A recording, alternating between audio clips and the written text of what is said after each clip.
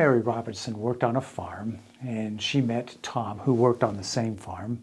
They fell in love, they got married, eventually they bought their own farm, and together they raised 10 children. One of Anna Mary's favorite hobbies was to do needlework. So when she wasn't out in the fields, when she wasn't in her garden, she usually could be found in the house or on the front porch doing needlework. She did fine until she started getting older and her hands started developing arthritis, and it became harder and harder for her to handle that needle. It got to the point where it was almost impossible.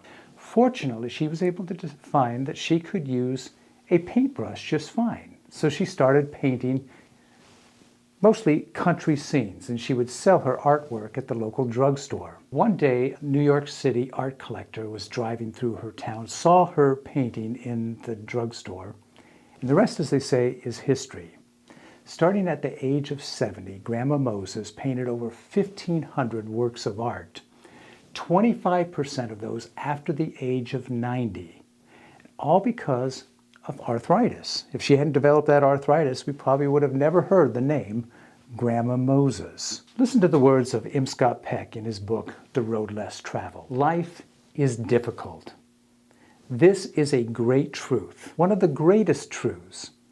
It is a great truth because once we truly see this truth, once we accept it and we transcend it, because once we truly understand and accept it, then it no longer matters that life is difficult. It's just a part of life. Life is a series of problems. Do we want to moan about them or do we want to solve them?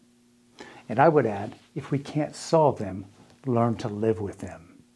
The Apostle Paul was a person who knew about the difficulties of life.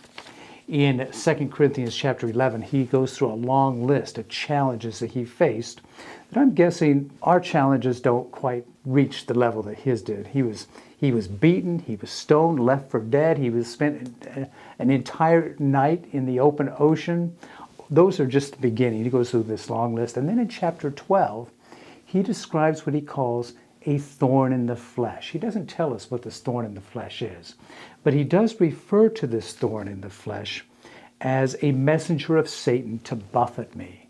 It was a real challenge for him, so much so that he prayed 3 times that the Lord would remove it from him. And 3 times he got the same answer from God. The answer was, "My grace is sufficient for you, for my strength is made perfect in weakness."